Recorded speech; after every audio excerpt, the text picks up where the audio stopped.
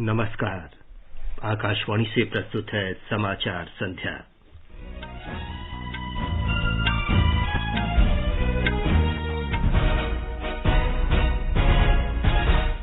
मंत्रिमंडल ने गन्ना किसानों के लिए 3,500 करोड़ रुपए की सहायता की मंजूरी दी। नेटवर्क को सुरक्षित बनाने के लिए दूरसंचार क्षेत्र में राष्ट्रीय सुरक्षा दिशा निर्देशों को भी स्वीकृति। भारत ने आत्मनिर्भर भारत अभियान के लिए नव विकास बैंक के साथ $1 अरब के ऋण समझौते पर हस्ताक्षर किए। पाकिस्तान के साथ 1971 के युद्ध में जीत और बांग्लादेश के उदय की स्मृति में विजय दिवस मनाया जा रहा है। जम्मू कश्मीर में जिला पंचायत परिषद चुनाव के 7वें चरण में 57% से अधिक मतदान।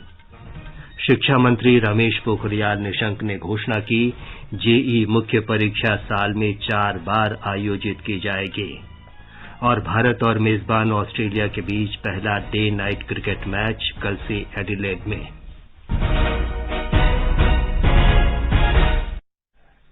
समाचार संध्या में रवि कपूर के साथ मैं विमलेंदु पांडे। कोविड महामारी के खिलाफ देश एकजुट होकर लड़ रहा है। आप भी हमारे साथ सुरक्षा और बचाव के 3 आसान एहतियाती उपायों का संकल्प लें।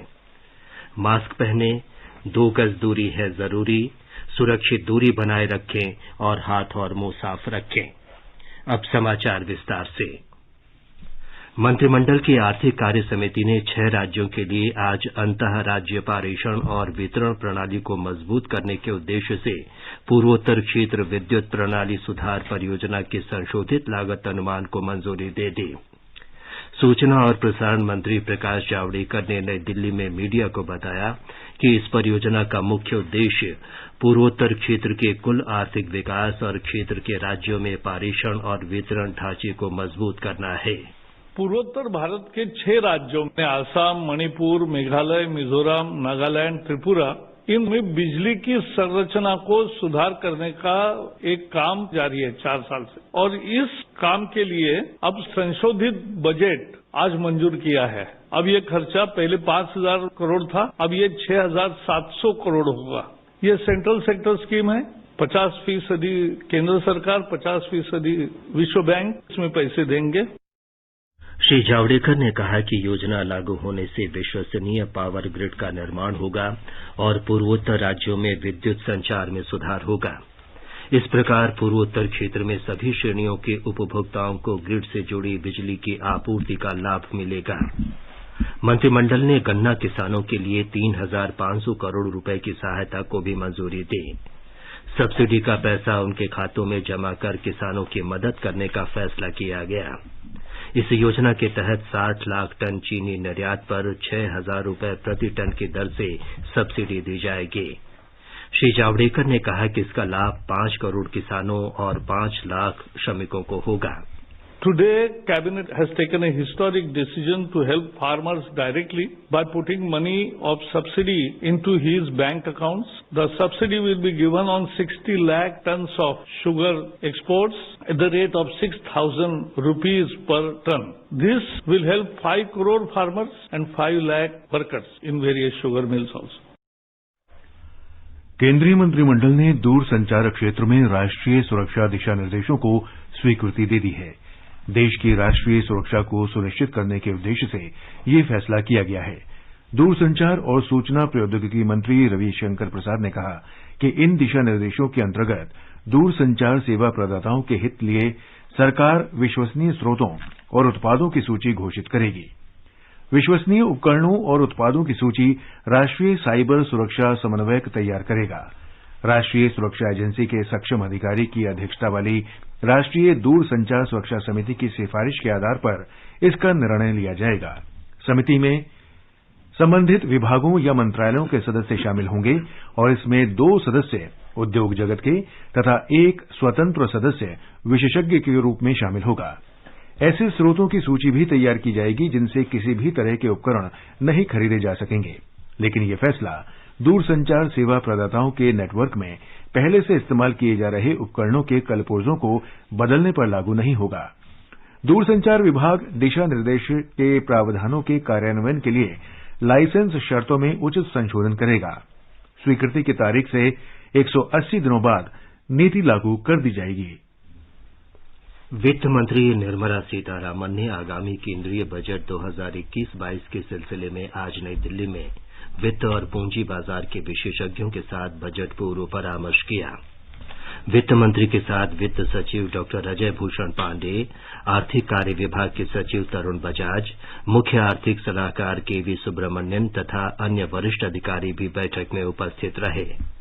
वित्त मंत्री ने शीर्ष उद्योगपतियों के साथ बजट पूर्व परामर्श किया था। हमारे संवाददाता ने बताया है कि परंपरा के अनुसार वार्षिक बजट पेश करने से पहले उद्योग और वाणिज्य संघों, व्यापार निकायों और विशेषज्ञों के साथ परामर्श किया जाता है। ये समाचार हमारी वेबसाइट newsonair.com/hindi और हमारे mobile app news on AIR पर भी उपलब्ध हैं। सामान पैक कर दिया है, अपना ख्याल रखिएगा। और आप यहाँ परिवार का माँ को अस्पताल लेके जाना है। और पैसे? अरे मैं ही तो जा रहा हूँ शहर। माँ का आयुष्मान भारत कार्ड तो यहीं छोड़े जा रहा हूँ ना। तो इससे यहाँ भी मुफ्त इलाज मिलेगा? हमारी ऐसी ही जरूरतों को समझकर प्रधानमंत्री जी ने कहा है। आयुष्मान भारत योजना के साथ एक बहुत बड़ी विशेषता पोर्टेबिलिटी की सुविधा भी है। पोर्टेबिलिटी ने देश को एकता के रंग में रंगने में भी मदद की है। यानी बिहार का कोई गरीब अगर चाहे तो उसे कर्नाटका में भी वही सुविधा मिलेगी जो उसे अपने राज्य में मिलती है। भारत सरकार की आयुष्मान भारत पीएम जय योजना दे रही है देश के 50 करोड़ से अधिक लोगों को प्रति वर्ष रुपए 5 लाख तक का मुफ्त इलाज। योजना के तहत लाभार्थियों के लिए कोविड-19 की जांच और इलाज मुफ्त है। 14555 पर कॉल कर योजना में अपना नाम जानिए और ई कार्ड बनवाने के लिए नजदीकी सीएससी केंद्र या सूचीबद्ध सरकारी या प्राइवेट अस्पताल जाएं। आयुष्मान भारत की छांव शहर हो या गांव। ये आकाशवाणी है।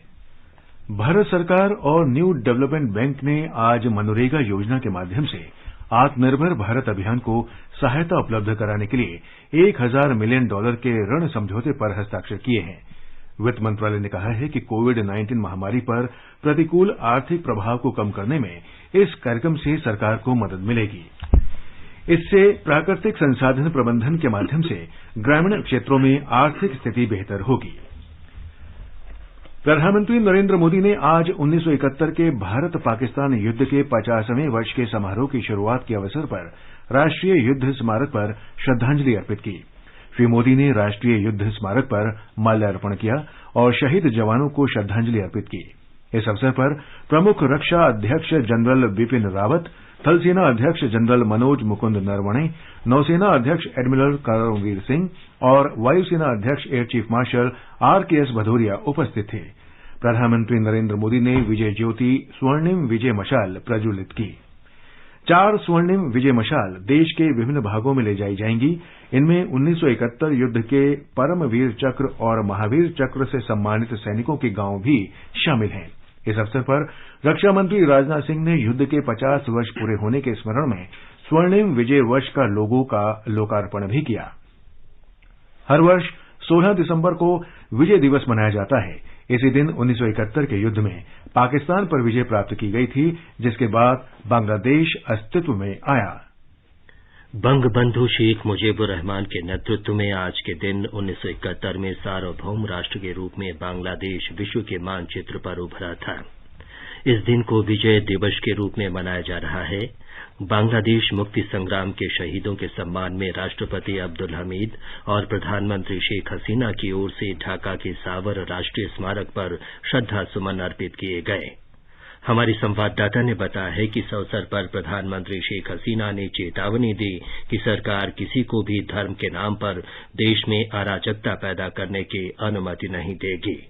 प्रधानमंत्री शेख हसीना ने विजय दिवस के अवसर पर जारी अपने संदेश में कहा है कि बांग्लादेश लालन शाह, रविन्द्रनाथ टैगोर, काजी नजरुल इस्लाम और जीवानंद जैसे लोगों का देश है। उन्होंने याद दिलाया कि बांग्लादेश की आजादी के लिए मुस्लिम, हिंदू, ईसाई और बौद्ध सभी धर्मों के लोगों ने अपना खून बहाया है। उदार धार्मिकता और बहुलता बांग्लादेश की विरासत रहे हैं। प्रधानमंत्री हसीना ने लोगों को आगाह किया कि देश में कुछ तत्व अशांति फैलाने के लिए मुसलमानों को गलत रास्ते पर ले जाने की कोशिश कर रहे हैं ताकि देश फिर से 1971 के पहले की स्थिति में पहुंच जाए। शेख हसीना ने युवकों का आह्वान किया कि वे बांग्लादेश के मुक्ति संग्राम की भावना और अपने पुरखों के त्याग को कभी न भूलें। राजेश झा, आकाशवाणी समाचार, ढाका।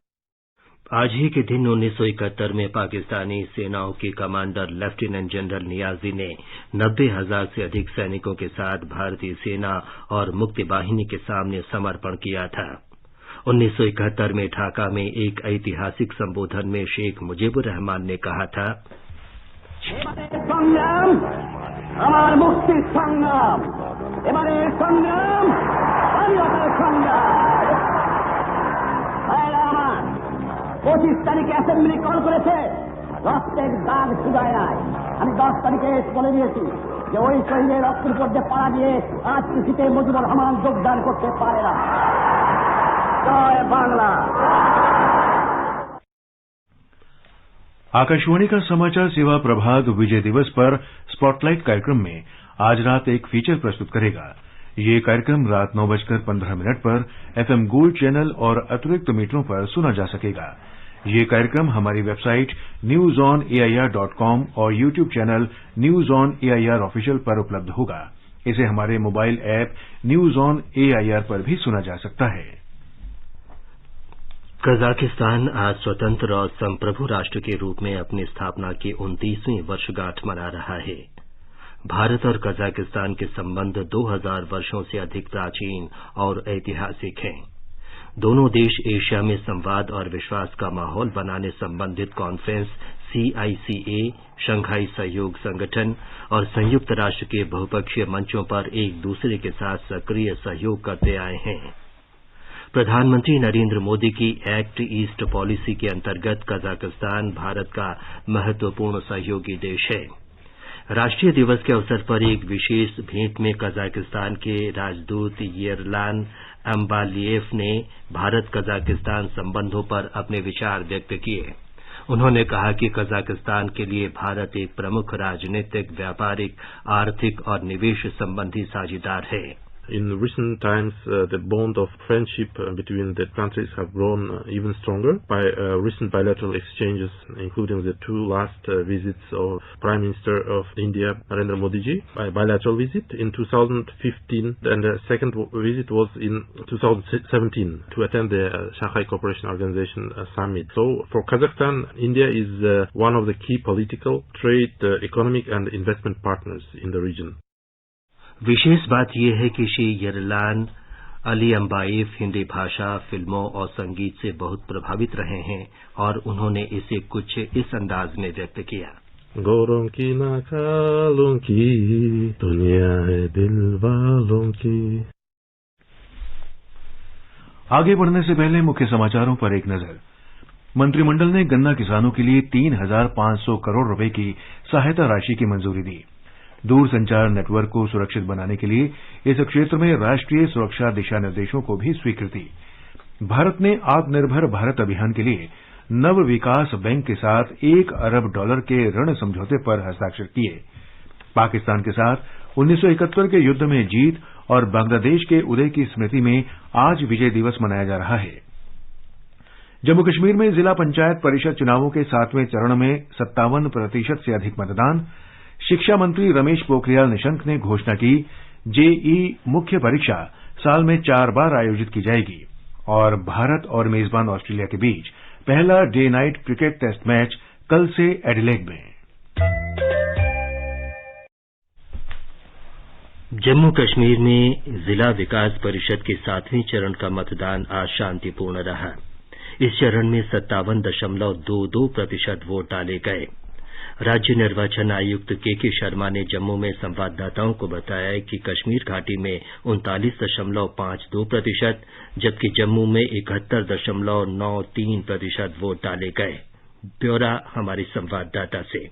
पुंछ जिला में सबसे ज्यादा यानी 80.12% मतदान रिकॉर्ड हुआ, जबकि रियासी जिले में 76.75% और उधमपुर में 75.63% मतदाताओं ने अपने मत का प्रयोग किया। कश्मीर घाटी में बांडीपोरा में सबसे ज्यादा 70.47% मतदान हुआ, जबकि बारामूला में 59.53 और सीमावर्ती जिला कुपवाड़ा में 59.23% मतदान हुआ। जिला परिषद चुनाव के आज 7वें चरण में 298 प्रत्याशियों के बागी का फैसला मतदान पेटी में सीलबंद हो गया। आज 7वें चरण के मतदान में 3,93,200 मतदाताओं ने अपने मत अधिकार का प्रयोग किया। जम्मू कश्मीर केंद्र शासित प्रदेश में पहली बार 8 चरण में जिला विकास परिषद के चुनाव हो रहे हैं। 8वें और आखिरी चरण का मतदान 19 दिसंबर को होगा और 22 दिसंबर को वोटों की गिनती होगी। आकाशवाणी समाचार के लिए जम्मू से आर.के. रैना।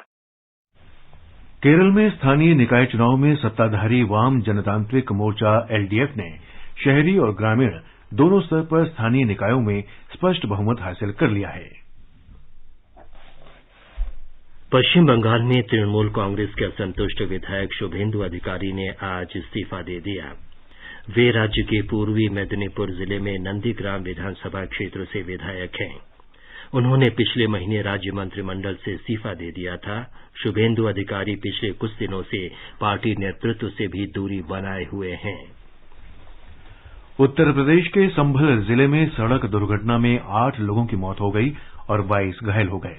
संभल मुरादाबाद राजमार्ग पर आज तड़के घने कोहरे के कारण राज्य परिवहन की बस और गैस टैंकर के बीच टक्कर हो गई। 6 लोग गंभीर रूप से घायल हैं। राष्ट्रपति, प्रधानमंत्री और मुख्यमंत्री ने इस सड़क दुर्घटना पर गहरा दुख व्यक्त किया है। राष्ट्रपति रामनाथ कोविंद ने मृतकों के परिजनों के प्रति संवेदना व्यक्त करते हुए कहा कि स्थानीय प्रशासन राहत और बचाव कार्य में लगा है। उन्होंने घायलों के शीघ्र स्वस्थ होने की कामना की। प्रधानमंत्री नरेंद्र मोदी ने कहा कि सरकार राहत और बचाव कार्य में जुट गई है। उन्होंने मृतकों के परिजनों के प्रति संवेदना प्रकट की और घायलों के शीघ्र स्वास्थ्य लाभ की कामना की। उच्चतम न्यायालय आंदोलनकारी किसानों से बातचीत करने और मामले के शांतिपूर्ण समाधान के लिए समिति के गठन पर विचार कर रहा है। प्रधान न्यायाधीश शरद अरविंद बोबडे और न्यायमूर्ति बोपन्ना तथा वी रामासुब्रमण्यम की पीठ ने कहा है कि समिति में भारतीय किसान यूनियन, भारत सरकार और अन्य कृषि संगठनों के प्रतिनिधि होंगे। न्यायालय ने हाल के कृषि कानूनों के विरोध में दिल्ली राष्ट्रीय राजधानी क्षेत्र सीमा पर विरोध प्रदर्शन कर रहे किसानों को हटाने की मांग संबंधी 2 याचिकाओं पर सुनवाई की है। शीर्ष न्यायालय ने इस मामले में केंद्र और हरियाणा, उत्तर प्रदेश, दिल्ली तथा पंजाब सरकार को नोटिस जारी किया है। इस मामले में कल फिर सुनवाई होगी। प्रधानमंत्री ने कहा है कि केंद्र सरकार किसानों के कल्याण के लिए हमेशा वचनबद्ध है।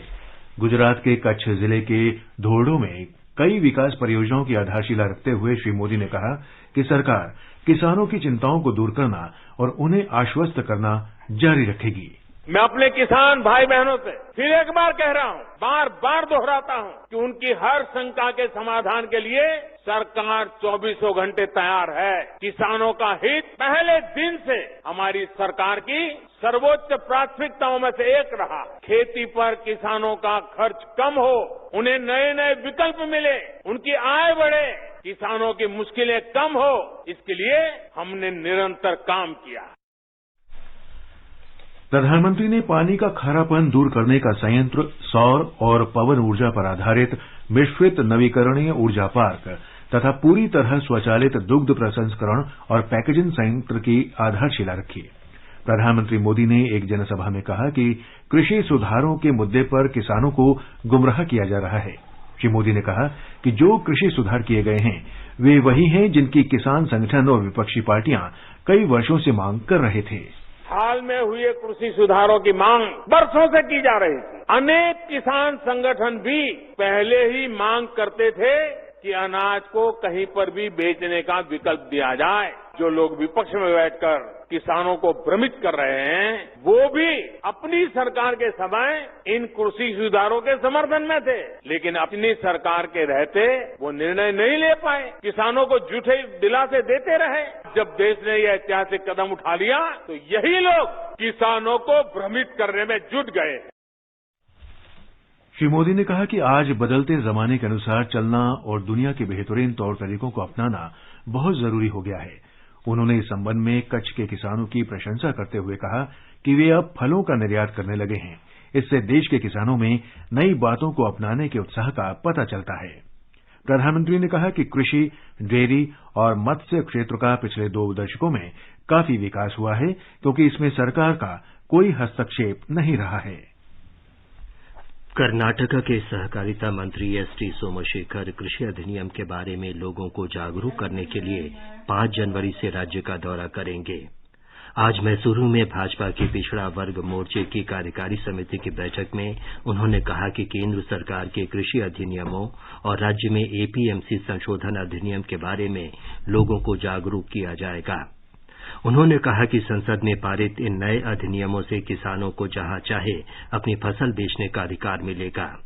उन्होंने ये भी आश्वासन दिया कि एमएसपी व्यवस्था जारी रहेगी और कृषि उपज विपणन समिति कार्यान्वित रहेगी। उन्होंने कहा कि सहकारिता विभाग के अंतर्गत कार्यरत विपणन परिसंघ ग्रामीण क्षेत्रों में जन आषाढ़ी कार्यक्रम को लागू करेगा।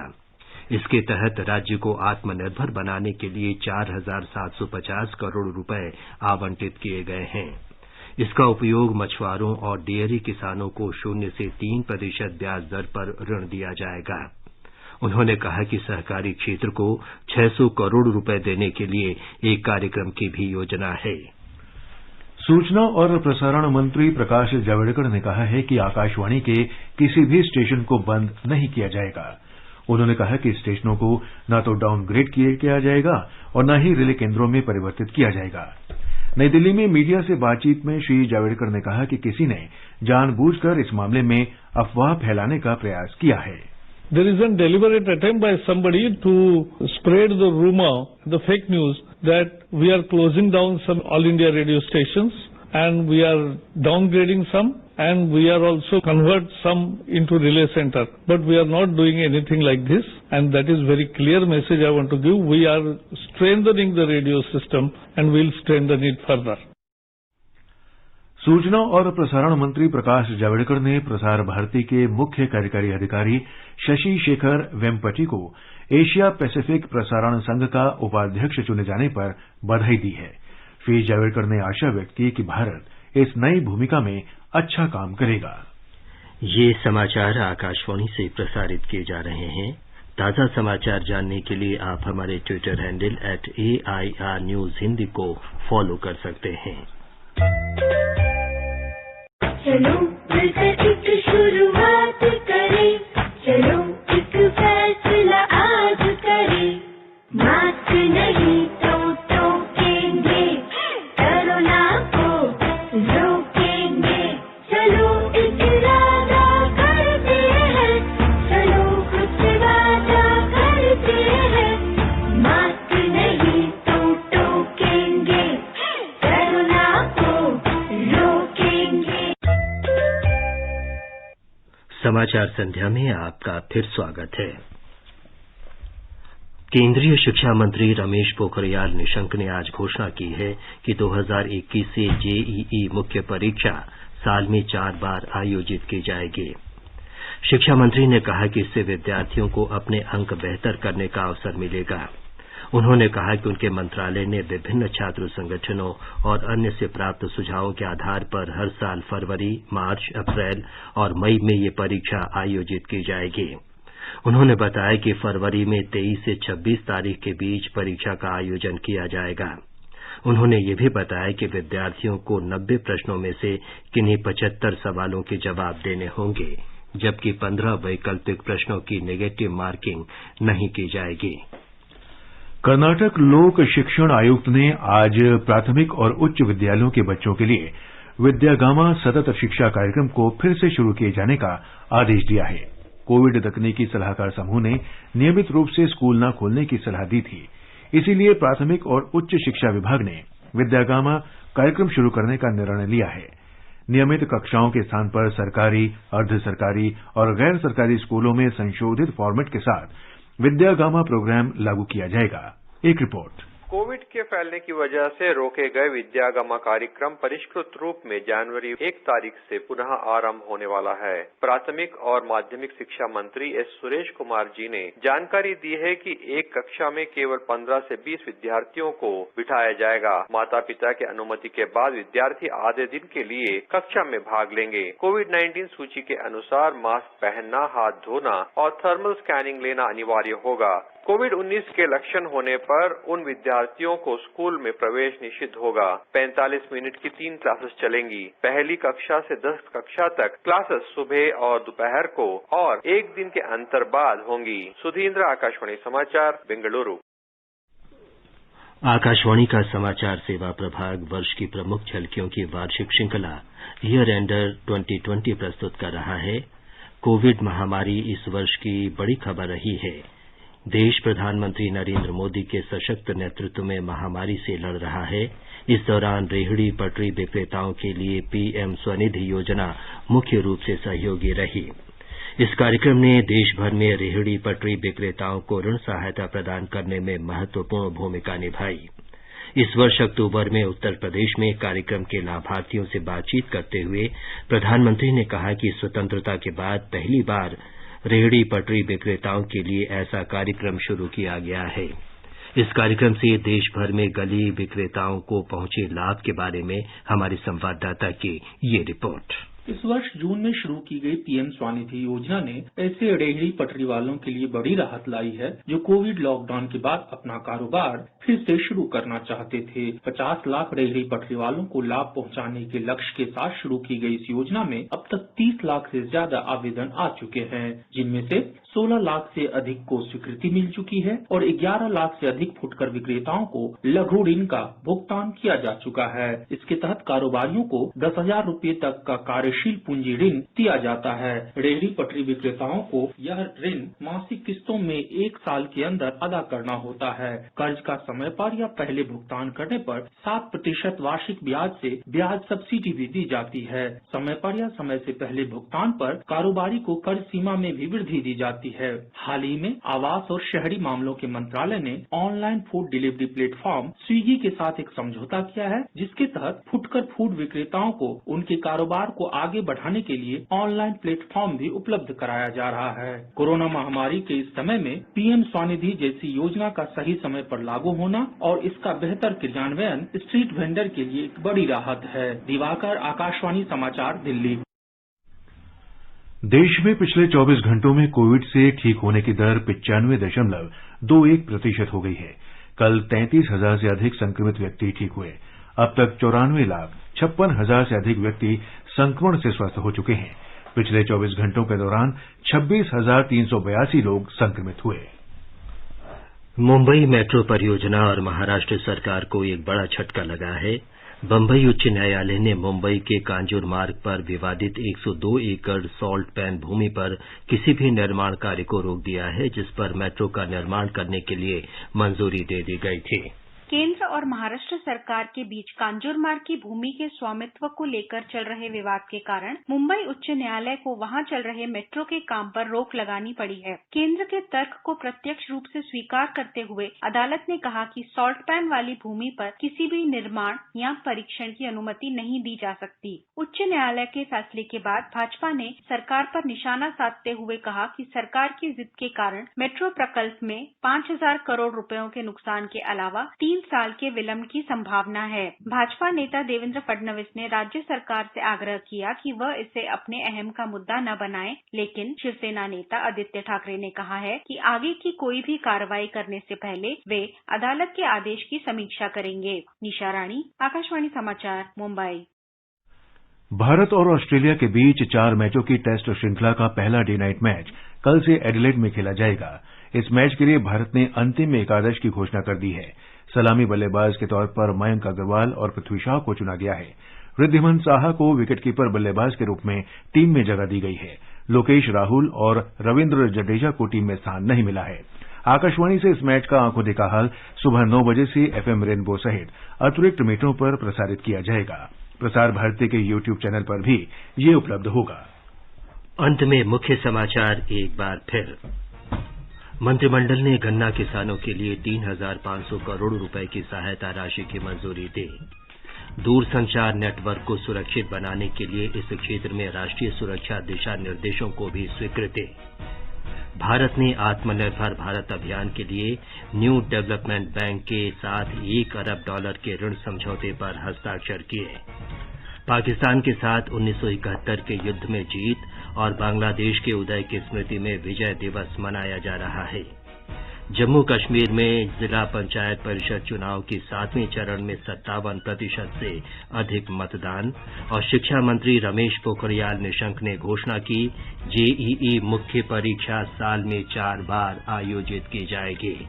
इसके साथ ही समाचार संध्या का ये अंक समाप्त हुआ। नमस्कार।